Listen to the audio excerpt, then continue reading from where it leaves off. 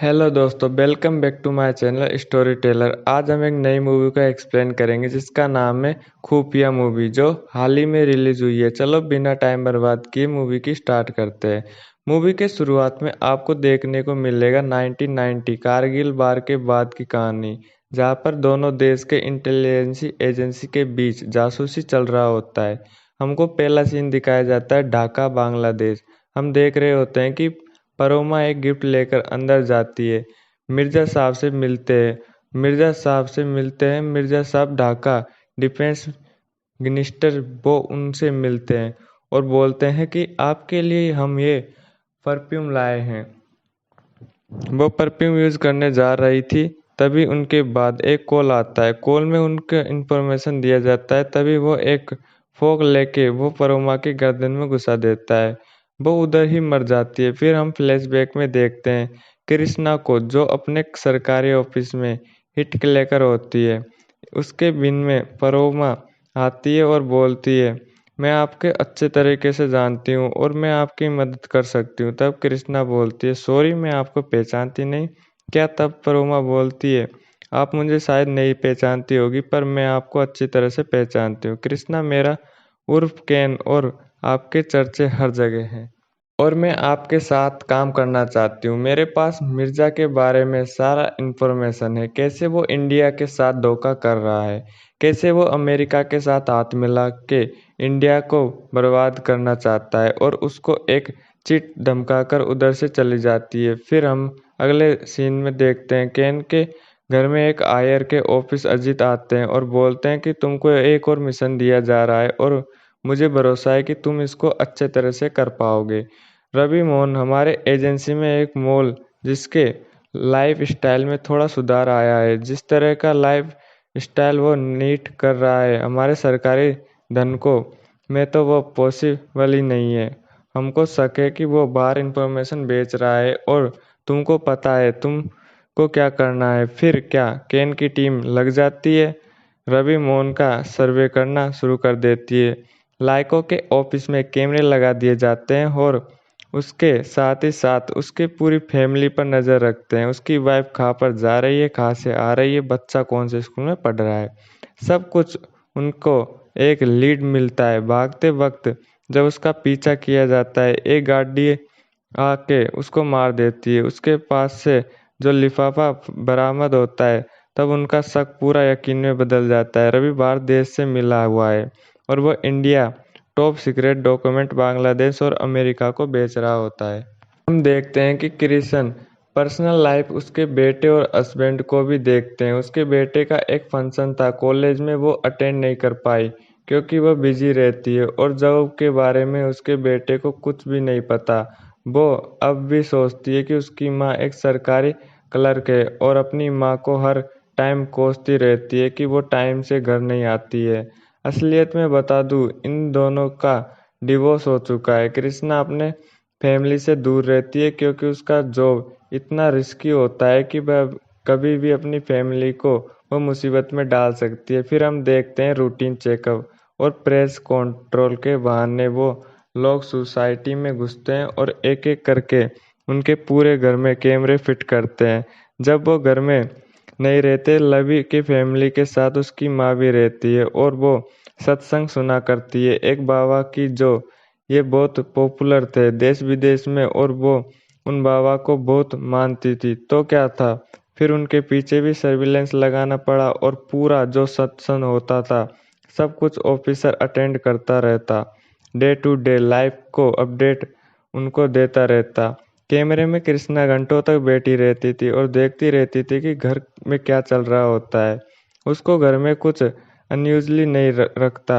रवि की वाइफ बहुत ही फ्रेंडली थी और अपनी में ही रहती थी। फिर हम फ्लैशबैक में देखते हैं कि कृष्णा और मिर्जा पर नज़र रखते हुए थे कि वो किस तरह से मिलता है और कहाँ पर वो लोग जाते हैं, क्या डील होती है। धीरे धीरे मानो उन दोनों में अच्छा बॉन्डिंग बनने लगा, पर अचानक से छत के ऊपर से आवाज हो जाता है। दोनों को भागना पड़ा और परोमा को कृष्णा कुछ पैसे दे के बोलती है कल से ट्रेनिंग में आ जाना। जब वो ट्रेनिंग में नहीं आती, तब कृष्णा उसके घर पर चली जाती है और पूछती है कि तुमको मैंने बोला था ट्रेनिंग में आने के लिए।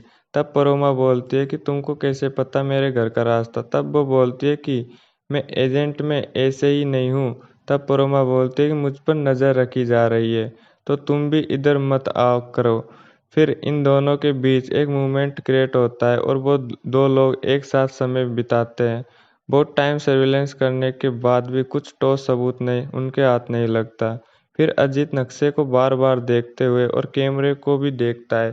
फिर उससे कुछ खटखटाता है। वो कृष्णा और बाकी टीम को बुलाते हैं और बोलता है, रोज रवि घर में कुछ घुसते समय 1 मिनट टाइम लगता है और हर सोमवार को 5 मिनट टाइम लगता है। ऐसा क्यों? क्योंकि वो हफ्ते के हर एक दिन मेन डोर से अंदर आता है और हफ्ते के एक दिन वो गैराज से आता है। जरूर गैराज में कुछ ना कुछ होगा, क्योंकि गैराज में उसे 5 मिनट ज़्यादा लगते हैं। फिर क्या उन लोगों को मौका मिलते ही गैराज में भी वो लोग कैमरा छुपा देते हैं और कुछ दिन के बाद देखते हैं कि रवि चौक से एक मार्ग कर रहा होता है। फिर उस गाड़ी का पीछा किया जाता है। देखते हैं कि एक बाइक वाला आदमी उधर से बैग को अंदर लेता है, बैग को डाल देता है। फिर उसमें से जो डॉक्यूमेंट निकलता है वो एक चेन के सिस्टम की तरह पूरे शहर में घूमता है और उसके ऊपर पूरा इंडिया एजेंसी का नज़र उस पर होता है। और आखिर में देखा जाता है कि एक अमेरिका एक एजेंट उसको उधर से लेके चला जाता है। फिर रवि एक दिन घर आता है, फिर गैराज से ऊपर जाने वाला होता है। तब उसका रूम की लाइट थोड़ा ब्लाइंड करने लगता है। जब वो उसको ठीक करने जाता है तो उसको थोड़ा सा कैमरा दिख जाता है और वो समझ जाता है कि उसके पीछे सर्विलेंस लगी हुई है। और घर में जाते ही वो अपने बीवी बच्चों से बोलता है, जल्दी जल्दी अपना सामान पैक कर लो, हमको ये देश छोड़ना होगा। तभी उसकी वाइफ पूछती है कि रवि तुम इतना क्यों डर रहे हो? तभी उसके पीछे से उसकी माँ आती है और बोलती है, समझाने के लिए इतना टाइम नहीं है, बहुत जल्दी अपना सामान पैक कर लो। और रवि तुमने पूरे पैसे और डॉक्यूमेंट ले लिए ना? कोई सुराग तो नहीं छूटा? तब कावरी बोलती है कि तुम क्या देश को धोखा दे रहे हो, इसलिए इतने महंगे महंगे नेकलेस हमारे पास आ रहे हैं। मैं एक आम ऑफिसर की बेटी हूँ, मैं अपने देश को धोखा नहीं दे सकती। फिर रवि की माँ बोलती है कि तो तुम इधर ही मरो, हम कुणाल को लेके जा रहे हैं। तब कावेरी अपने बेटे को लेने जा रही थी तो उसकी माँ उसको गोली मार देती है। रवि को जब भी पता चलता है कि घर के बाहर सर्विलेंस किया जा रहा है तो रवि बाहर जो ऑफिसर थे उन्हें रवि मार देता है।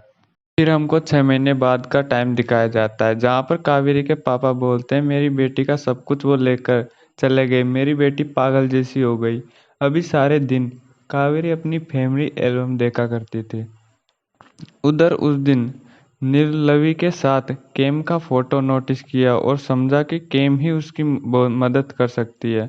फिर हमको दिखाया जाता है कृष्णा अपने पति के साथ एक जगह पर बैठकर लंच कर रही होती है और उधर कावेरी पहुंचती है और पूछती है, मैं तुम्हारी मदद कर सकती हूँ, मेरे बेटे को ये लोग अपने साथ लेके गए, मैं उसके लिए कुछ भी कर सकती हूँ।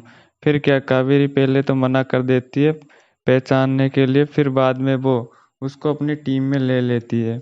फिर हम कुछ टाइम बाद बाबा के कॉन्सर्ट अमेरिका के किसी शहर में होते हुए देखते हैं, जहाँ पर कावेरी जाती है और हर जगह हर एक प्रोग्राम को अटेंड करने लगती है। क्योंकि मैंने पहले ही बताया था, रवि की माँ इस बाबा को बहुत मानते हैं और आखिर में कावेरी को उसकी माँ जी के दर्शन हो गए। जब रवि की माँ बाबा जी से बात कर रही होती है तो बाबा जी उससे कावेरी का इंट्रोडक्शन करवाता है और बोलता है कि उसका पूरा बैकग्राउंड चेक किया है, वो अपने बेटे के लिए आई है, ये लो तुम्हारी बहू, और तुम्हारी फैमिली के लिए वो लॉयल है। रवि की माँ पहले तो थोड़ा सा हिचकिचाती है, फिर वो मान गई क्योंकि वो बाबा जी की बात टाल नहीं सकती थी, इसलिए वो इसको अपने घर ले जाती है। बाबा जी ने ऐसा क्यों किया, सवाल आपके मन में भी होगा, क्योंकि उनके बैंक अकाउंट को ऊपर भी डंडा पड़ा हुआ था। क्योंकि कृष्णनाथ जी को कॉल करके बोलते हैं, अब तो मेरे बैंक को अनब्लॉक कर दो। कावेरी को अपने घर में ले जाती है और रोते हुए बोलती है, बहू मैंने गलती से गोली चला दिया था, मेरा वो मतलब नहीं था, मैं तो तुमसे बहुत प्यार करती हूँ। और कावेरी भी नाटक करती हूँ, हाँ माँ मुझे पता है तुम मुझसे बहुत प्यार करती हो। फिर घर में रवि आता है और उसकी माँ से बोलता है, आपने ये क्या किया, आपको कैसे पता वो इंडिया से ढूंढते हुए वो कैसे अमेरिका आ पहुंची? सो कोई ना कोई तो कारण होगा। उसकी माँ बोलती है, अगर तुम माँ होते तो तुमको पता होता। वो अपने बेटे को ढूंढते हुए आई है और बाबा जी ने भी कॉन्फर्म किया है कि उसका बैकग्राउंड बिल्कुल क्लीन है। और तू चिंता मत कर रवि, और अब मुझसे कपड़े धोना, खाना बनाना, बर्तन धोना न हो पाएगा। हमको फ्री में एक नौकरानी मिल गया और तुझको एक वाइफ। तो तुझको प्रॉब्लम क्या है? रवि का शक अभी भी जायज था। उसने पूरा बैग चेक किया और कावेरी से बोला कि तुम्हारा एक रूटीन चेकअप होगा।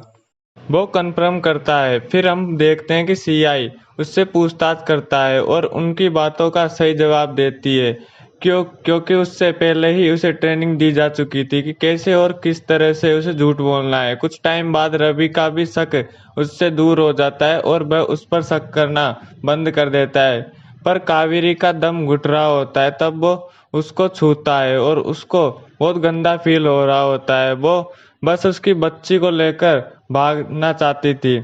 उससे कृष्णा बोलती है, तुम तो जानकर इस दलदल में फंसी हो, तुमको पता है तुम कभी भी सूरज नहीं देख पाओगी। तब कावेरी बोलती है कि तुम्हारी फैमिली होती तो तुमको पता चलता। तब कृष्णा बोलती है, मैं मैरिड हूँ और मेरे एक बेटा भी है जो मुझसे नफरत करता है। फिर एक दिन मौका मिलते ही कावेरी अपने बच्चे को लेकर मेट्रो स्टेशन चली जाती है। इंडियन एमडीसी जाएगी। तभी उधर उसको कृष्ण दिखाई देती है और वो बोलती है, तुमको यही करना था तो पहले ही बोल देती। तुमने बोला ना कि एक आर्मी की बेटी हो और तुम ये काम कर रहे हो। अगर ये डील हो जाता है तो तुमको पता है इंडिया को कितना नुकसान होगा। फिर क्या कावेरी भी लग जाती है उन पे स्पाई करने के लिए। वो रवि के कोट पर कैमरा लगा देती है जो कि स्कूल में जाता है। वो सीआई और रवि की बात सुनती है जहाँ पर वो ये बोल रहा होता है कि इस खुशी के मौके पर हम तुम्हारे घर आएंगे दावत के लिए और मिर्जा भी आएगा। तुमने उसका पर्सनली जान बचाया है। अगर तुमने ना बोला होता कि वो लड़की परफ्यूम लेकर आ रही है तो मिर्जा आज हमारे साथ नहीं होता। तो कावेरी तुरंत ये खबर कृष्णा को भेज देती है और कृष्णा अपने हेड ऑफिस ये खबर भेज देती है। अब होता है असली खेल। जब रवि अपने घर आता है और कावेरी से बोलता है कि आज हालात मीट बनेगा।